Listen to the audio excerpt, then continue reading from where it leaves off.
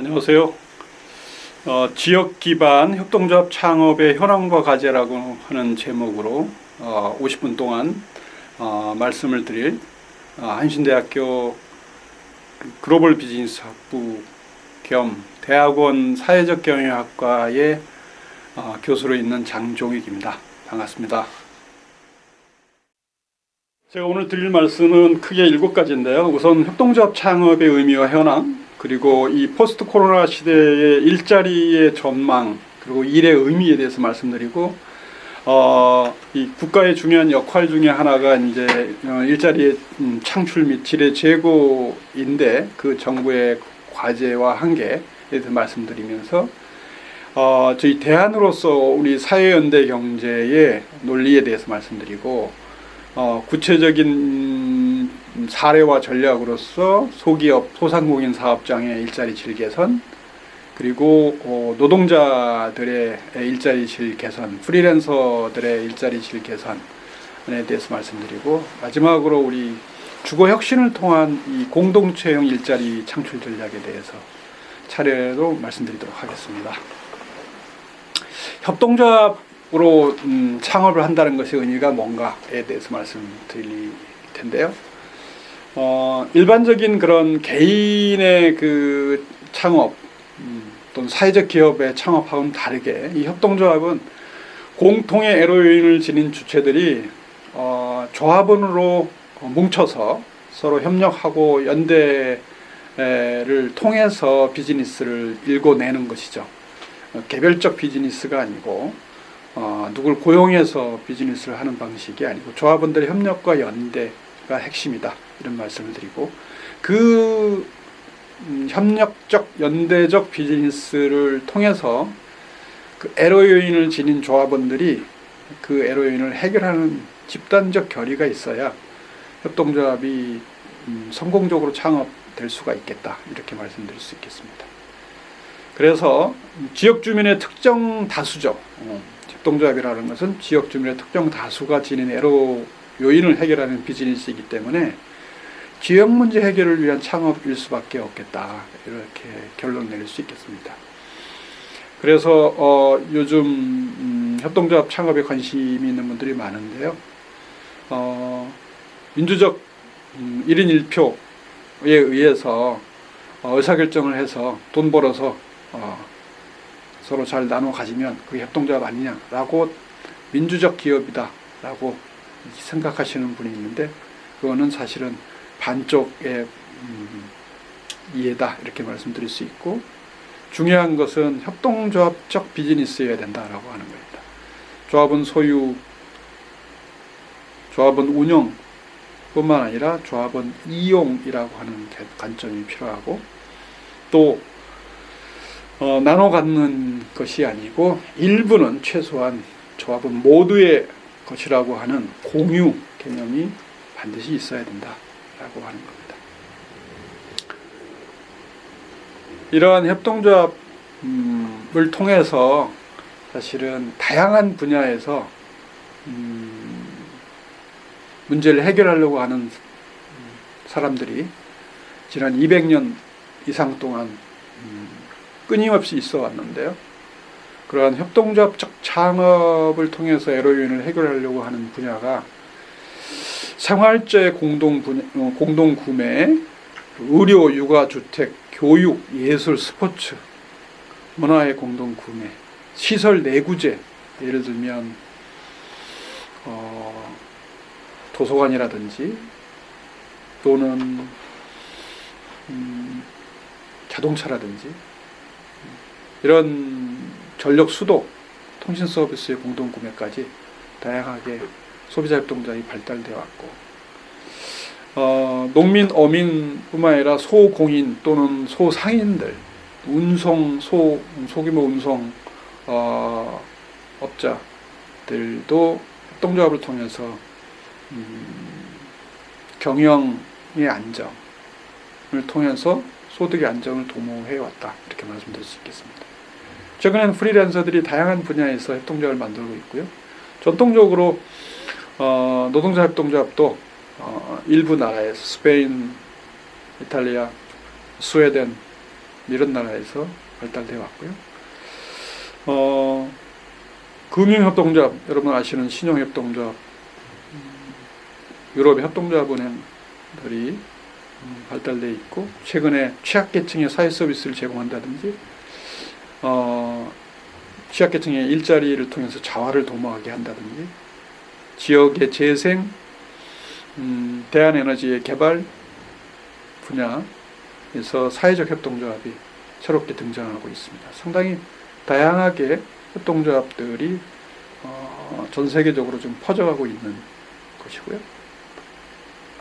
우리나라에서도 그동안 개발 독재 시대에 정부 통제형 협동조합, 농협, 수협, 중소기업 협동조합, 새마을금고 이런 정부 통제형 협동조합들이 지배적이었는데, 그리고 국민들이 협동조합 설립할 수 있는 자유가 제한되어 있었는데, 2012년 12월부터 협동조합 기본법이 시행돼서 5인 이상의 국민들이 조합원으로 모여서 협동조합을 설립할 수 있는 자유가 주어진 것이죠. 제도의 혁신이 이루어졌습니다.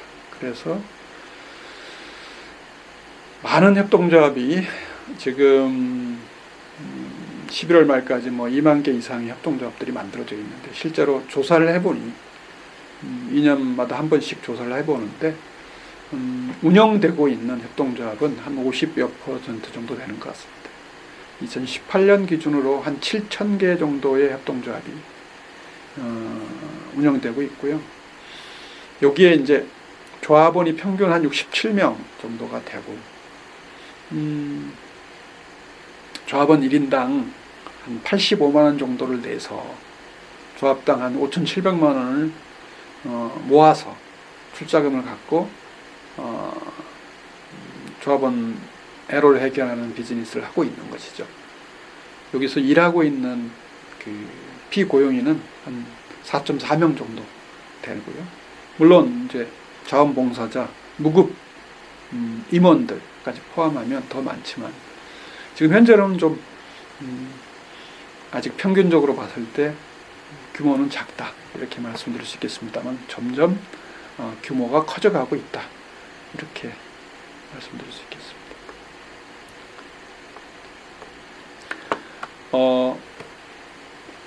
이 포스트 코로나 시대에 우리 일자리의 가장 큰 문제는 사실은 양극화 문제죠. 소수의 대기업 일자리, 질이 좋은 일자리와 다수의 질이 낮은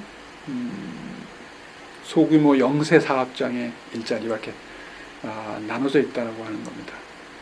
즉 10인 미만 사업장에서 전체 58%의 취업자가 일을 하고 있어요. 상당히 많은 비중인데, 근데 중규모, 대규모로 이렇게 조금 비중이 좀 커져가면 좋겠는데, 그렇게 많이 안 늘어나는 것 같아요. 그래서 가장 큰 그 과제는 이 소규모 영세 사업장에서의 일자리의 질을 어떻게 개선할 것인가의 과제가 있는 것 같습니다. 이 편은 사실은 대규모 사업장에서의 일자리와 소규모 사업장에서의 일자리의 그 임금 수준을 비교해 본 건데요. 우리나라가 유독 다른 나라에 비해서, 미국이나 일본이나 프랑스에 비해서 그 소규모 사업장의 임금 수준이 상당히 낮은 것 같습니다. 우리나라는 한 500 이상 사업장의 임금 수준에 비해서 절반도 안 되는, 48%밖에 안 되는. 근데 일본만 해도 77%이기 때문에 굳이 대기업을 가려고 하지 않아도 사실은 소규모 사업장에서도 임금이 그렇게 낮지 않은, 미국은 79% 되고요. 그래서 어떻게 하면 골목 시장에서 창업해서 소기업, 중기업, 중견기업, 대기업을 이렇게 클 수 있다라고 그런 꿈이 아니라, 사실은 그건 극히 소수잖아요. 그래서 소규모라고 하더라도 임금 수준이 그렇게 현격히 차이 나지 않는 약간 낮은 정도면 여유를 갖고 서로 협력해서 그 지역에서 괜찮게 일하면서 살아갈 수 있는 그게 선진국 아닌가 싶은데 그렇게 어떻게 갈 것이냐 이런 꿈을 제가 한번 꿔봅니다. 그 다음에 이제 또 하나의 그 요즘 많이 늘어나고 있는 일의 형태가 프리랜서, 플랫폼 노동자 또는 플랫폼 종사자 부분인 것 같아요. 갈수록 늘어나서 뭐 정부 통계가 아직 정확치가 않아서 플랫폼 종사자가 2018년도에 한 50여만 명, 프리랜서 한 55만 명 이렇게 다 됩니다. 이렇게 나와 있습니다만은 이거보다 훨씬 더 많은 것 같고요. 특히 우리나라는 특고라는 이름으로 특수고용 형태의 종사자 그 분야에 한 166만 명 정도가 일을 하고 있어서 상당히 그 뭐랄까요, 고정된 일자리가 아닌 그런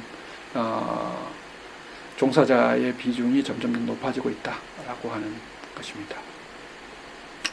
자, 그러면 우리가 이제 정부 정책을 한번 간략히 검토를 해볼 텐데요. 우리 문재인 정부가 사실은 그 중소기업 중심의 경제 이런 걸 내걸고 또 공정경제, 소득주도 성장, 뭐 혁신경제 이런 걸 내걸었지 않습니까? 그러면서 이제 최저임금 또 인상하고 비정규직도 정규직화시키고 일자리 차별을 시정하겠다라고 했습니다만은 지금 5년이 다 된 지금 현 시점에서 봤을 때 그렇게 좋은 평가를 받기 어렵다는 걸 여러분 다 잘 알고 계시는데 그것은 역시 일자리 정책, 경제 정책은 구호만 가지고 되지 않는 아주 디테일이 매우 중요한 현실에 대한 깊은 이해와 종합적인 검토 이런 게 필요하다라고 하는 것을 다시 한번 일깨워 줬는데요.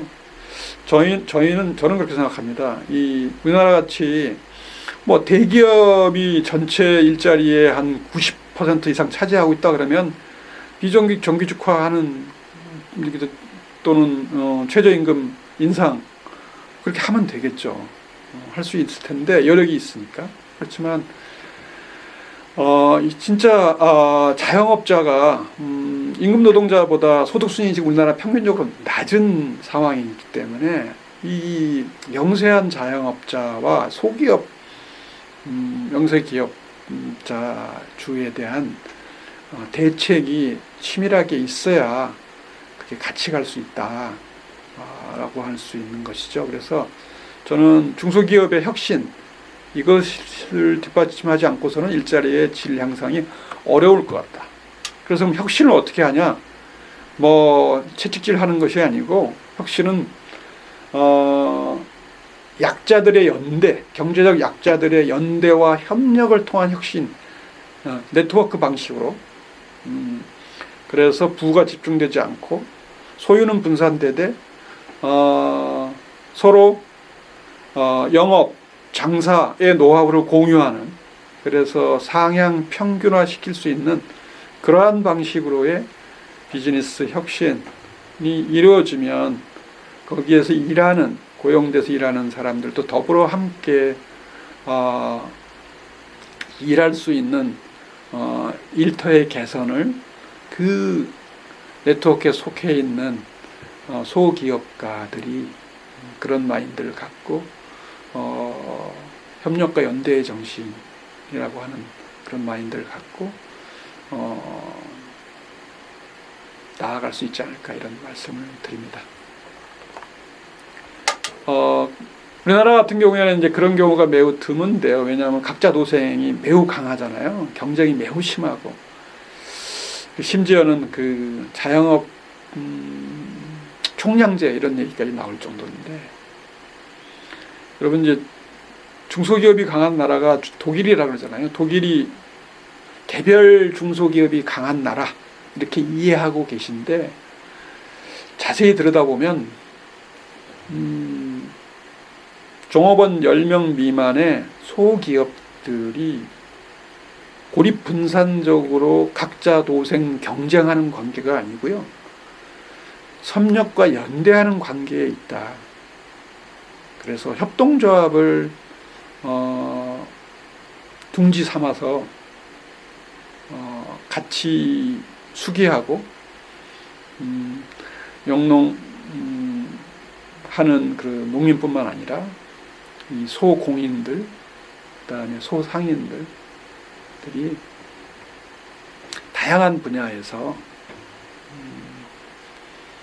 자재 공동 구매 또는 공동 마케팅, 제품의 공동 개발, 전산의 공동 사용, 그다음에 심지어는 공동 연수원, 공동 공제, IT, 다양한 분야에서 여러 명의 조합원, 즉 수백 명의 조합원이 같이 협력을 해서 네트워크의 파워, 협력과 연대의 파워를 발휘해서 경영의 안정뿐만 아니라 좋은 동료 관계를 형성하면서 일하고 있다, 이렇게 말씀드릴 수 있고, 그러한 그 개별 소기업들이 뭉치니까, 사실은 협동조합으로 뭉치니까 협동조합 소속 기업, 소기업들이 훨씬 경쟁력이 있고, 그들이 시장을 선도하는, 그래서 건축자재 판매 시장의 76%는 이런 협동조합 소속 그 건축자재 판매점들이 시장을 차지하고 리드하고 있고, 가구 판매 시장, 식료품 소매 시장, 즉 슈퍼마켓 협동조합이 슈퍼마켓 시장을 선도하고 있다, 이렇게 말씀드릴 수 있겠습니다.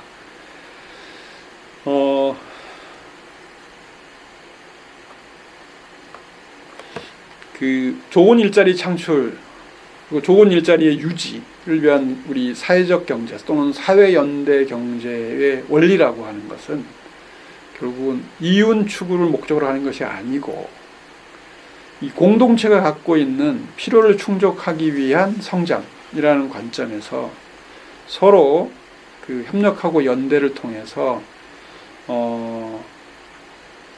그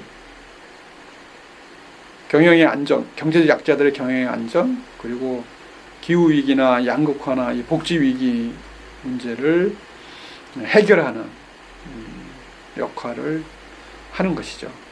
그것을 사실 정부가 해야 될 중요한 역할 중에 하나이기 때문에 정부와 같이 협력해서 이 지금 현재 기후 위기나 이 양극화 복지 위기를 가져오는 자본주의적 시장 경제 부문의 대안으로서의 역할을 하고 있다, 이렇게 말씀드릴 수 있겠습니다. 조금 구체적으로 말씀드리면, 그럼 어떻게 하냐? 전통적으로 기업이 왜 자본가가 소유해야 됩니까? 반드시 그렇지 않습니다. 자본가가 소유하는 기업도 있지만 결국은 노동자가 소유하는 기업도 있고, 협력해서 소비자가 소유하는 기업도 있고, 돌봄 서비스나 그 병원이나 이런 의료 서비스나 이 서비스의 수혜자가 그 서비스 제공 기업을 소유하는 방식도 있고요. 프랜차이즈의 가맹점들이 가맹 본부를 공동으로 소유하는 방식도 있는 겁니다. 상향식으로. 즉 우리가 소유에 대한 기존 관념, 통념을 바꾸면 새로운 경제가 보인다, 이렇게 말씀드릴 수 있겠어요. 그럼 당연히 지금 같은 과다한 경쟁보다는 협력하고 서로 공통, 약자들은 협력하는 게 세상을 살아가는 슬기로운 지혜가 아니겠습니까? 그런 측면에서 그 관계도, 서로의 관계도 변화하고, 그것이 오히려 지금 이 양극화와 기후위기의 시대에 우리가 슬기롭게 대처하는 방법 중에 하나 아닌가, 이렇게 말씀드릴 수 있겠습니다. 그러니까 대표적으로 이제 그 사례를 말씀드렸는데, 이게 예를 들어서 우리나라처럼 프랜차이즈 본부 갑질이 조금 많은 그런 나라에서는 그 갑질을 아예 할 수 없도록 소유 구조를 바꿔버리면 된다는 거죠. 가맹 점주가 가맹 본부를 공동으로 소유하는 거죠. 아까 말씀드린 독일 또는 또 그 프랑스 이런 나라들에서 상당히 일반적으로 보여지는 그런 형태의 협동조합인데요. 우리나라가 소상인들이 빵집 협동조합부터 시작해가지고 아주 수도 없이 많이 생겨났어요. 한 3,000여 개 이상 되는 것 같아요. 근데 규모가 너무 적어요. 적으니까 경쟁에서 시장에서 밀리죠. 그러니까 저는 조합원 10명, 20명 이런 규모의 소상인 협동조합이 아니라 아까 독일이나 프랑스처럼 조합원이 최소한 100명, 300명, 많으면 한 1000명까지 이렇게 가야 네트워크의 파워가 형성될 수 있는 그런 방향으로 갈 필요가 있겠다라는 생각이 들고, 그러면 사실은 가맹점주들이 공동으로 본부를 소유하는 그런 협동조합이다 그러면 그 협동조합에서 다양한 전문적인 그런 지원 시스템을 갖춰야 되기 때문에 교육부터 시작해가지고 컨설팅, IT 분야, 또 마케팅 분야, 전산 분야 이런 쪽에 일자리가 창출될 수 있겠다. 그것도 사실 보람 있는 일자리가 창출되잖아요. 왜냐하면 약자들의 연대 협력할 수 있는, 우리나라에도 이제 미스터 피자의 갑질을 건지다 못한 피자 가게의 주인들이 지금 나와서 한 20여 개의 가맹점들을 바탕으로 해서 피자 유니언이라고 하는, 피자 연합이라고 하는 협동조합을 만들어서 본부를 형성했잖아요. 거기에 이제 일자리가 생기는 거죠. 그러면 그게 잘 되면 가맹점주들이 자립적이고 협력적으로 관계가 형성되니 세상도 좋아지고 또 피자 가게도 잘 되고 일거양득이잖아요. 사회도 좋고 경제도 좋아지고, 일거양득이 바로 사회 연대 경제의 목표다 이렇게 말씀드릴 수 있고, 그래서 또 젊은 친구들이 피자 가게 또 하고 싶으면 그 나이 드신 피자 가게 주인분들이 승계해주고, 그래서 새로운 지역에 또 이 젊은 조합원들이 돈은 없지만 열정과 품성과 자질이 있다면 돈도 빌려주고 후원해주고 지켜봐주고 이렇게 서로가 서로를 돕는 그런 사회적 관계가 이 시장 영역에서도 있어야 이게 그야말로 따뜻한 시장이라는 표현을 쓸 수 있지 않을까 싶습니다. 그게 이 표를 보시면 프랑스는 성공한 경우에요. 전체 점포의 30%가 이 협동조합 소속 점포예요. 프랜차이즈 소속 점포는 15%밖에 안 돼요. 물론 우리가 이마트라든지 이렇게 우리나라의 맥도날드라든지 이런 데는 수직 통합형이잖아요.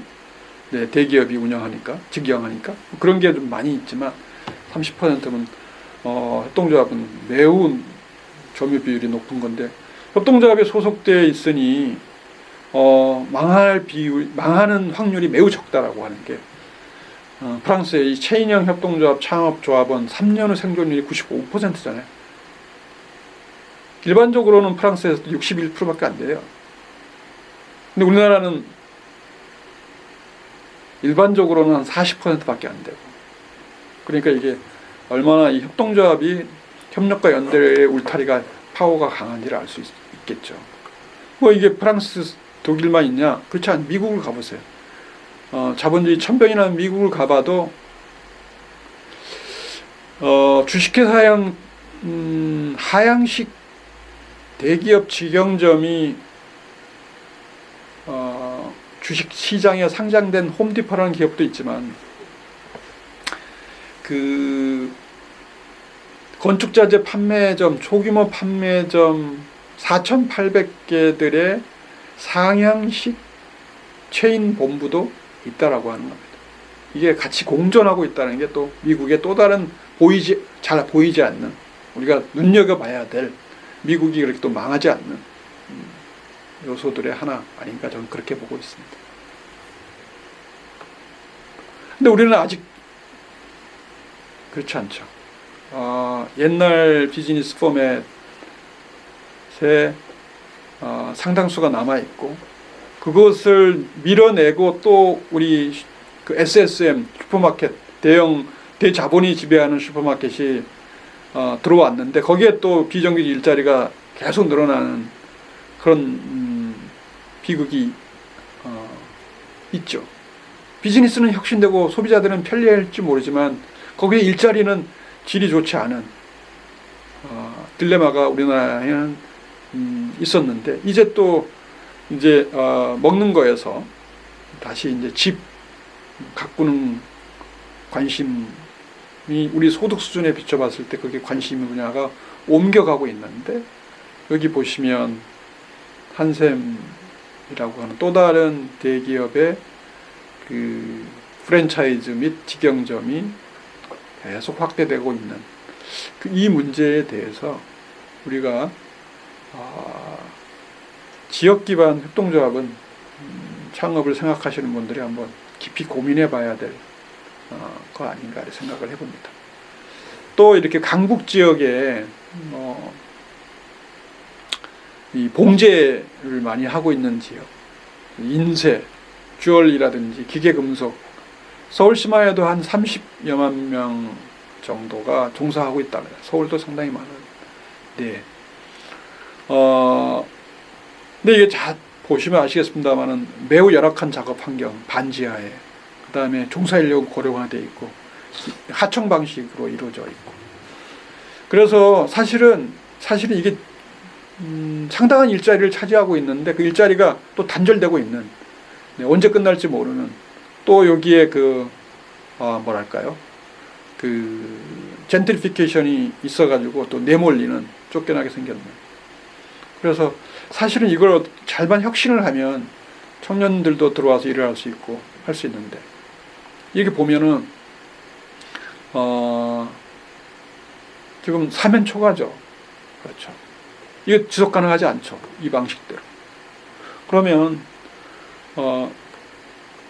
이것을 정부가 스마트 팩토리에서 엄청나게 지금 대기업, 중견기업 지원하고 있는데, 이 소기업, 영세기업도 새로운 그 디지털 전환의 혜택을 받을 수 있도록 해야 되겠다. 그러려면 어떻게 되냐? 너무 영세하니까 그 혼자로는 안 되죠. 그러니까 뭐가 필요해? 협업이 필요하죠. 협력이 필요한 겁니다.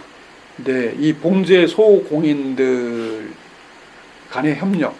이 한 공간에 여기에 이제 디지털 재단실, 그 다음에 공용 공간, 디자이너, 스타트업, 같이 샘플 제작실, 공용 장비를 두고 교육실 이런 게 들어와 있으면 여기에 이제 사실 청년들이 들어올 수 있죠. 디자이너 들어오고 스타트업 공간도 들어오고, 그렇죠. 디지털로 재단하니까 당연히 청년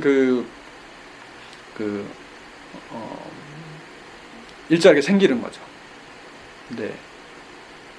그러면서 이 소기업 봉제 전문가들이, 그러니까 이렇게 베테랑들이 사실 와서 한 30-40개 봉제 업체들이 같이 협력을 해서 디자이너와 청년 스타트업과 마케팅 전문가와 같이 협력하는 그런 방식이면 일자리의 질이 개선되지 않겠냐는 거죠.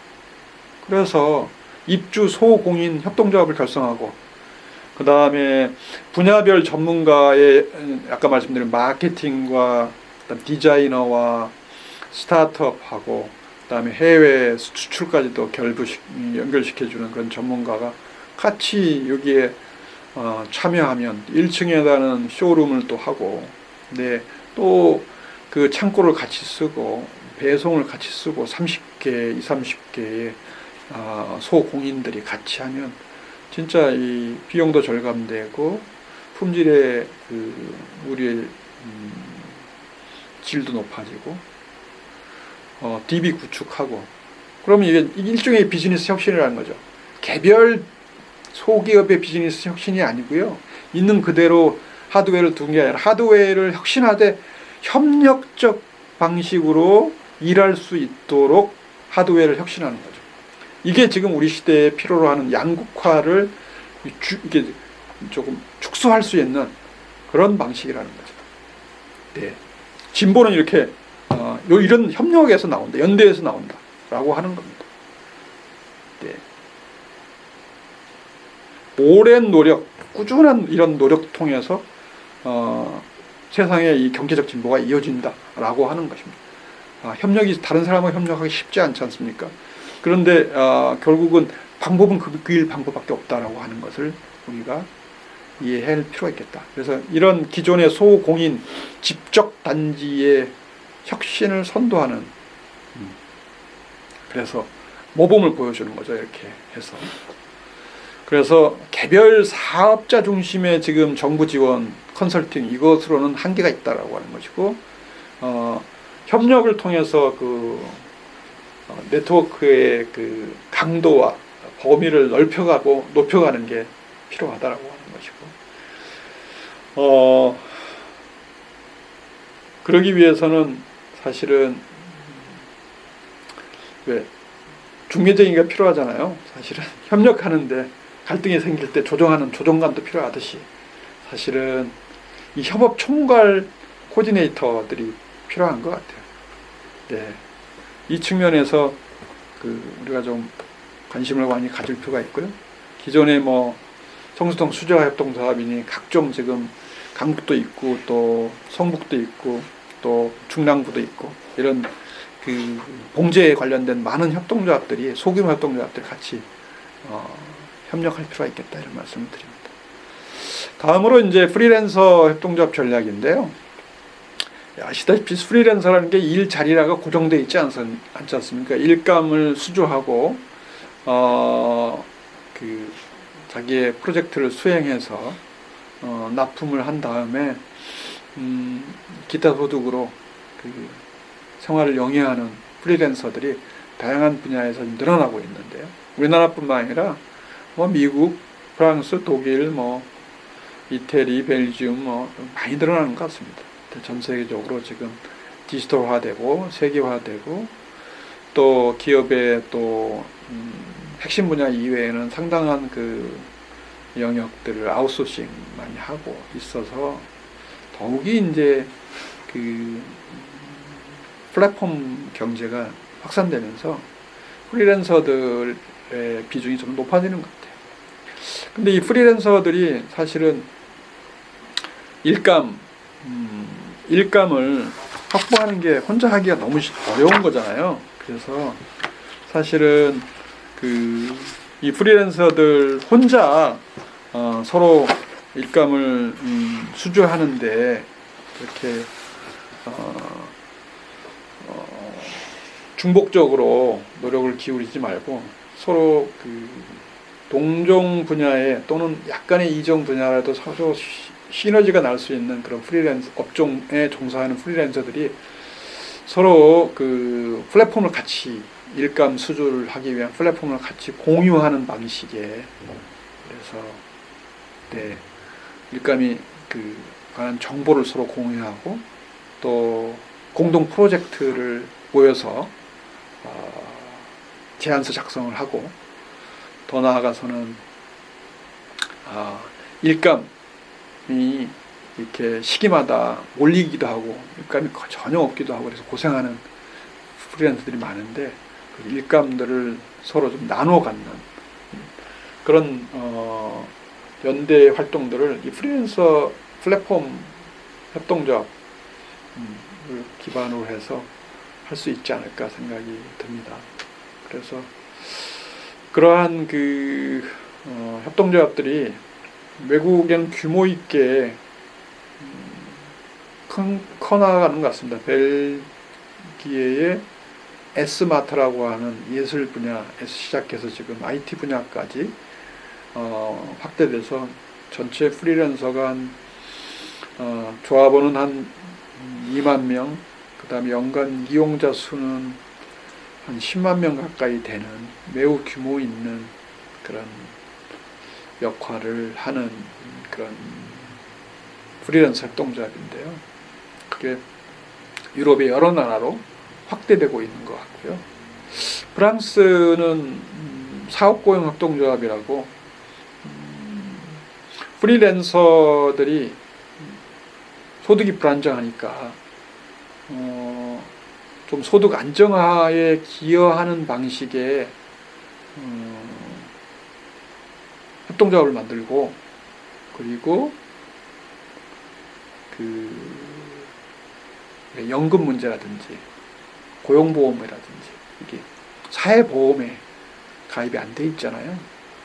그래서 고용주가 명확하게 한 고용주가 돼 있는 게 아니라 계속 바뀌기 때문에 또 고용주도 아니고 사실은 거래 당사자, 네. 계약 당사자, 거래 계약 당사자이기 때문에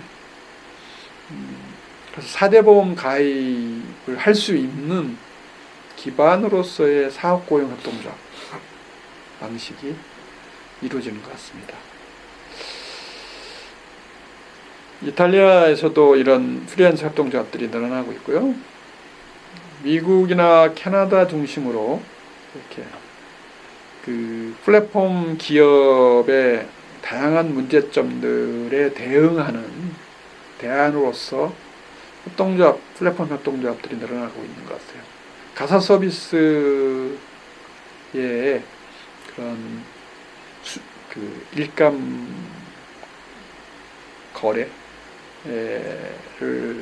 플랫폼 방식으로 하는데 그 플랫폼의 소유자가 가사 서비스를 제공하는 노동자들이 소유하는 방식. 물론 그 지역의 커뮤니티 기반의 재단이 서포트하는 방식이긴 하지만 기본적으로 가사 서비스의 노동자가 공동 소유하는 것이고요.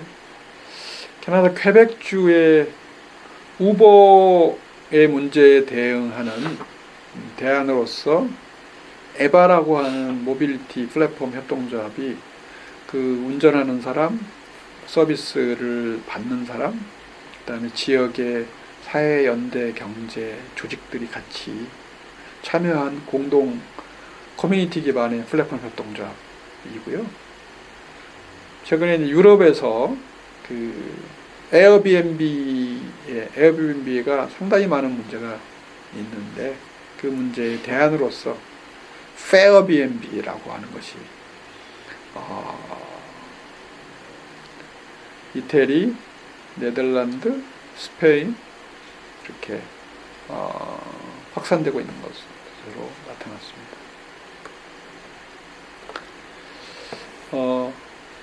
다음으로 이제 중요한 그 전략이 그 노동자들이 그 부도나 파산을 한 기업 또는 그 파산에 직면한 기업, 창업주가 은퇴하거나 사업 전환을 하려고 하는 기업, 대기업이나 공기업의 사내 하청 또는 사업 분사를 계획하는 기업, 이런 기업들은 상당히 그 고용 불안정에 있거나 또는 그 사내 하청이나 사업 분사하고자 할 때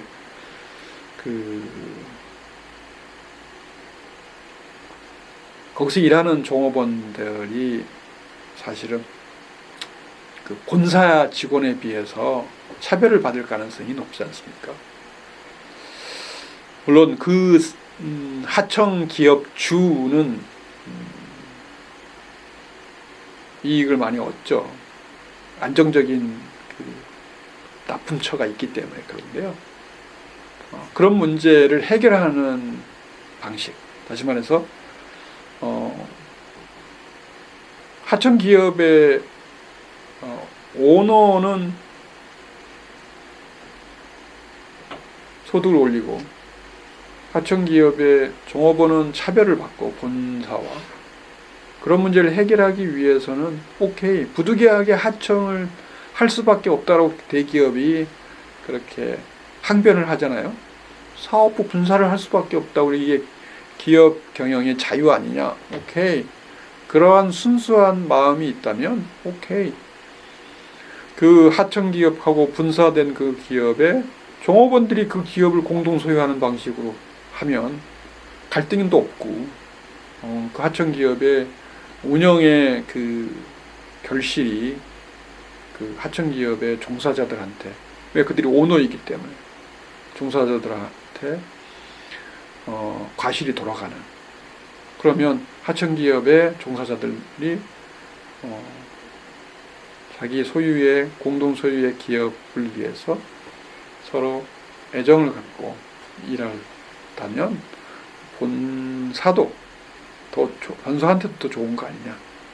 그래서 이 노동자 기업 인수 전략이 사실은 일자리의 질 개선 그리고 일자리의 그 차별을 해소하는 데도 중요한 전략이 될 수 있다.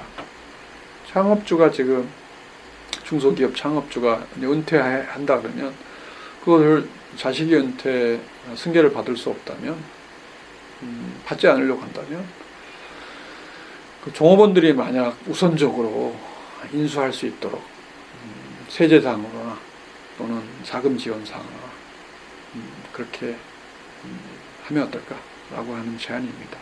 그렇게 해가지고 자본가만이 기업을 소유하는 그런 그 아주 하나의 그 방식만이 아니고 다양한 그런 이해관계자들이 사실 기업을 소유할 수도 있는 그런 다양한 방식이 좀 있어야 되지 않겠나라는 말씀을 좀 드립니다. 결론적으로 말씀드리면 제가 이제 경제적 약자들, 소기업에 종사하는 사람들, 또 소기업의 주인들, 소기업가들, 또 자영업자들, 또 프리랜서들, 플랫폼 종사자들 이런 사람들의 협력과 연대 방식을 통해서 일자리의 질을 좀 제고해야 되지 않겠냐는 생각이 들어요. 국가라고 하는 것이 지금 우리가 이제 저성장으로 인해서 정부가 그 기업가적 국가 역할도 매우 필요해요. 새로운 그 디지털 전환 또는 에너지 전환에서 선제적인 투자도 하고 사실은 새로운 그 영역에 R&D에 투자도 많이 하고 또 그 인프라 구축을 하는데도 투자를 많이 하면 거기서 일자리가 만들어지면서 사실은 그 이제 뉴딜이라고 하죠. 그린 뉴딜, 디지털 뉴딜. 이게 사실은 기업가적 국가의 역할이에요. 사실은 그렇죠. 미국이 이걸 너무 잘하고 있는 나라죠. 근데 동시에 우리나라는 영세 사업자들, 영세 규모의 일자리에 일하는 사람들이 너무 많기 때문에 기업가적 국가만의 역할만으로는 한계가 있다라고 하는 것이 제 주장입니다. 그래서 저는 협력과 연대의 그런 협업 방식의 그 일자리 연대 이게 매우 중요하다. 그러면 이 동료들과 더불어서 함께 일하는 또 함께 장사의 노하우를 공유하는 그러한 사회적 방식의 일자리 질 개선을 위한 사회투자국가의 정부 역할을 좀 할 필요가 있지 않겠냐. 예를 들면 이런 거죠. 사회투자국가가 뭐냐라고 했을 때 사실은 개별 영세기업 자영업자 빵집을 하는데 자기 빵집 하기 너무 바쁜데 동료들을 어떻게 만나서 만나서 협의하고는 이게 시간이 별로 없잖아요, 사실은.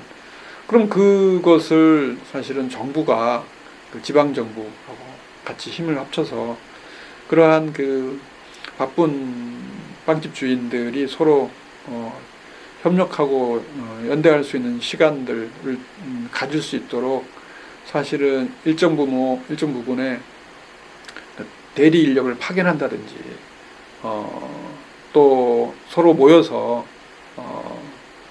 교육받을 수 있는 그런 프로그램을 만들어준다든지 또는 선진지 견학을 같이 갈 수 있는 프로그램을 만들어준다든지 그래서 각자 도생보다 서로 협력하고 연대하는 것이 훨씬 더 미래를 위한 대안이겠다라고 하는 그런 확신을 경험을 통해서 얻을 수 있도록 그런 경험치를 제공해주는 그런 경험치가 가능하도록 그런 중간 지원 조직 역할을 정부가 좀 해야 되는 것이고 더 나아가서는 경쟁은 사실은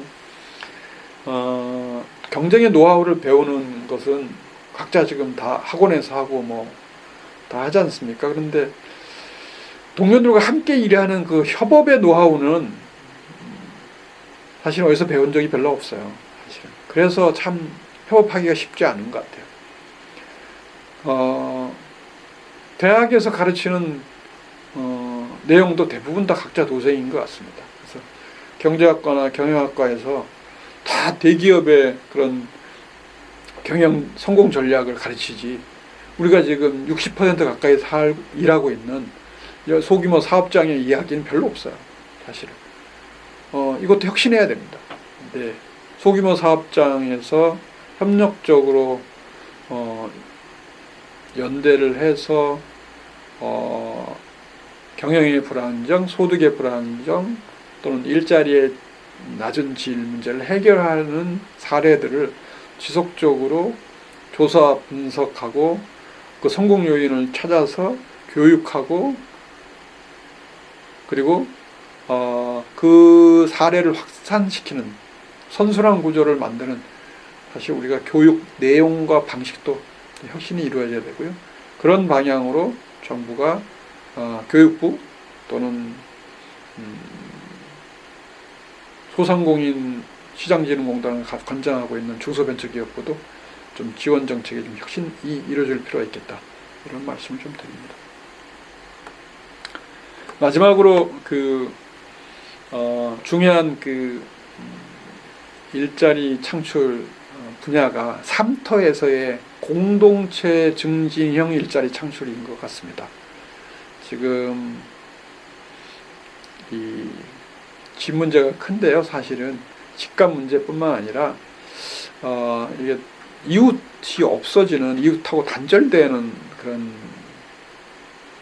사회가 점점 심화되잖아요. 그래서 이 투자 대상으로서의 아파트가 아니라, 우리 아파트에 많이 살고 있는데 더불어 함께 사는 이웃이 있는 그런 아파트가 될 필요가 있는데, 그건 지을 때부터 그 아파트 입주자들 중심으로 아파트를 지어야 되는 것 같아요. 그래서 대기업, 대형 건설사의 이익 중심으로 가는 것이, 개발사 이익 중심으로 가는 것이 아니라, 거기에 들어와 살 사람들이 집을 설계하기 전부터, 아파트를 설계하기 단계부터 그 개발 주체가 사회적 기업이면 그 입주자하고 협력해서 입주자 중심의 공동 공간을 설계할 수 있을 것 같아요. 그래서 정부가 대형 건설사 전체 건설 비용의 95% 지원해주고 저리로, 이익은 다 건설사가 가져가고, 그런 구조로 정책을 설계할 것이 아니라, 우리 위스테이 별내, 위스테이 지축처럼 거기에 입주하려고 하는 입주민들이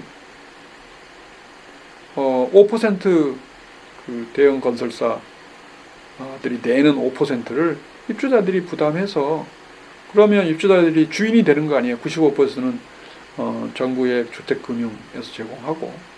네. 그래서 협동조합에 만들어서, 이 협동조합에 출자한 조합원들이 사실은 그 아파트의 다양한 그 이익들이 조합원들이 가져갈 수 있게 만드는 거죠.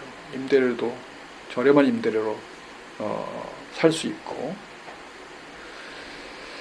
그런 아파트 건설 패러다임의 혁신을 사실은 가져와야 된다라고 하는 겁니다. 그래야 입주자 중심으로 아파트 공간이 변화하게 된다라고 하는 건데, 남양주 별내의 그 491가구 사례가 대표적인 혁신 사례다, 이런 말씀드리고, 그 주체는 사회적 기업 더함, 사회혁신 기업 더함이라고 하는 개발사, 그러니까 부동산 개발사가 이익 추구형 개발사가 아니고, 화천대유니 이런 식의 이익 추구형 개발사가 아니고, 공동체와 사회적 가치를 추구하는 개발사예요.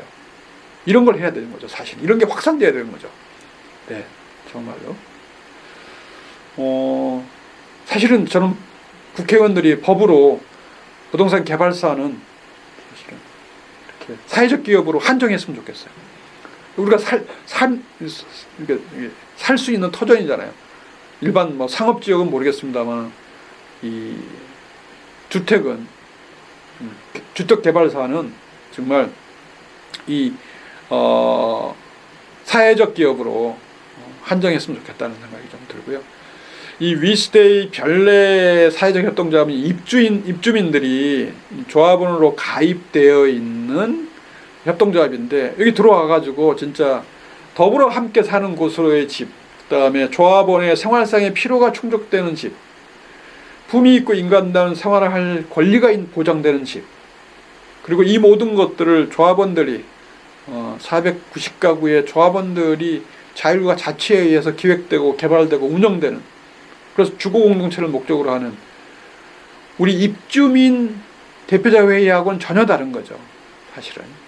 그래서 협동조합은 조합원들이 출자도 3,4천만 원씩 한 곳이고, 공동공간이 다양하고, 공동체 활성화위원회, 공동체 비즈니스위원회, 교육위원회, 공동체 문화 조성을 위한 약속위원회, 지역 이웃 다른 아파트 단지와의 협력할 수 있는 지역위원회, 이렇게 사실은 가는 것이 삼토에서의 우리의 미래의 삶 아닌가 싶어요. 사실은 그걸 이제 설계부터 사실은 해야 되는 거죠. 지금 지어지는 아파트가 아니라, 네, 새로 짓는 아파트는 이렇게 가야 된다고 저는 생각을 하고요. 여기서 보시면 비용을 많이 들인 것도 아닌데, 공동공간에 다양한 동네 카페, 그 단지 내에 있고요.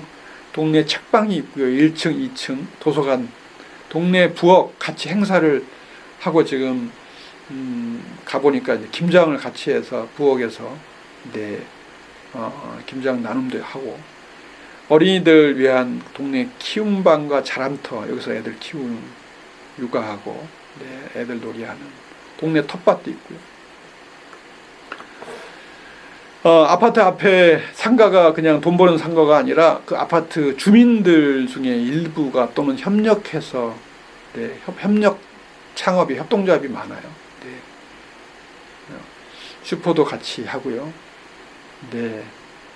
또 누구나 그 본능이 있는데, 여러 가지 본능이 있는데, 예술 본능, 가무 본능도 있고, 또 요리 본능도 있고, 또 작업 본능도 있고, 이 목공, 그렇게 재주 있는 분들이, 남자들은 목공, 여성들은 또 그 공예,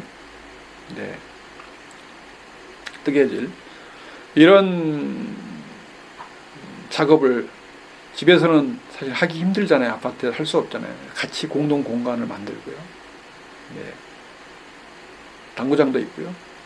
사실 이렇게, 사실은 큰 돈 들이지 않고 삐까번쩍한 그 아파트 입구에 그 무슨 아파트라고 대형 그 탑 만들어서 그 우리가 비싼 아파트라는 걸 자랑하는 그런 그 지주대 만드는데 돈을 수억씩 들이는 게 아니라, 그렇게 안 만들고, 여기 위스테이 별내 협동조합 그 아파트는 아파트 단지명 이름이 없더라고요.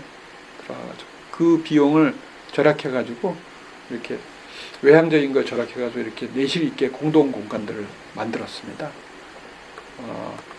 그래서 사실은 다양한 그런 성과가 있는데요. 공동체 그 서로 신뢰할 만한 좋은 이웃들하고의 관계를 형성할 수 있는 다양한 동아리나 또는 강좌나 교육, 다양한 시설뿐만 아니라, 여기서 입주민 일자리가 69명이 창출이 된 거예요. 임대관리센터, 자산관리센터, 커뮤니티 센터, 동네 카페, 동네 책방, 돌봄센터, 생협, 육아돌봄, 실버 택배까지, 저기에 그 소카 해박 초소형 전기차 세대까지 운영하고 있고, 그래서 이제 기후 위기에 적극적으로 대응하고 있고, 이렇게 사실은 협력적으로 이웃과 더불어서 함께 미리 이웃을 먼저 만들어서 입주하는 협동조합 방식으로 하니까, 다양한 뿐만 아니라 이렇게 공동체 증진형 일자리 창출까지 이루어지고 있는 그런 방식으로 저희 아파트가 뭐 앞으로 뭐 200만 원 이렇게 새로 짓는다는데 이런 방식으로 좀 아파트가 지어졌으면 좋겠다, 그런 희망을 갖습니다. 자, 지역 기반 협동조합 창업 어디까지 왔고 어디로 가야 하나 가 이번 강좌의 제목인데요. 협동조합은 1+1은 2가 아니라 1+1은 2.1, 2.5, 2.9, 3, 4 더하기가 아니라 곱하기이고 더하기 곱하기의 곱하기다. 즉 새로운 가치를 창출하는 것이다. 네, 새로운 가치를 창출하는 것이기 때문에 기존에 있는 것들을 우리가 협력을 해서 누구한테 빼앗긴 것을 되찾아보는 게 아니다. 그런 접근이 아니라 우리가 협력을 해서 새로운 방식으로 우리가 개별 고립 분산적으로 각자 도생했을 때 했던 때는 할 수 없었던 새로운 활동, 새로운 마음, 새로운 영역의 가치를 협력의 파워로, 연대의 파워로 시도하는 것이다. 그래서 새로운 가치를 창출하는 것이다 라고 하는 거죠. 네, 이게 이제 최초의 지구상에서 근대 시대에 성공한 협동조합인 로치데일 협동조합의 교훈이라고 그럽니다. 그때 로치데일 가게를 운영하는 소비자 협동조합이 그 옆에 경쟁자인 상인의 주머니를 채웠던 이윤을 가져오는 것이 아니다. 그 상인들한테 상인들이 팔았던 매출이 줄어들어서 소협이 매출이 늘어나는 그런 방식이 아니고, 소협은 사실은 혁신적인 거래 방식, 현금 거래, 외상 거래 약속 끊고 매장에 꼭 필요한 직원 두고 조명, 눈부시게 하지 않고 물품을 돋보이게 정시하지도 않고, 그리고 어렵게 힘들게 도매, 시장, 현지 시장에 가서 고생해서 그냥 중간 상인한테 물건 앉아서 받아서 그 판매한 게 아니라 그 현장에 산지에 가서 도매 가격으로 물건을 사서 판매한 것이다. 이런 게 다 소규모 상인이 할 수 없었던, 즉 고립 분산적으로는 각자 도생 방식으로는 할 수 없었던 협력과 연대의 방식으로 가능했던 것이다. 즉 협동조합의 장점은 각자 도생이 아닌 조합원 간 협력과 연대, 그리고 협동조합과 협동조합 간의 협력과 연대의 가치를 추구한다는 점인데, 이 협력과 연대의 가치를 가치를 기반으로 해서 새로운 비즈니스를 일으켜내고 그 비즈니스에서 기존의 방식에서는 없었던 가치를 창조한다. 이게 바로 협동조합의 정신 아닌가 싶습니다. 자, 여기까지 말씀드리겠습니다. 장시간 들어주셔서 감사합니다.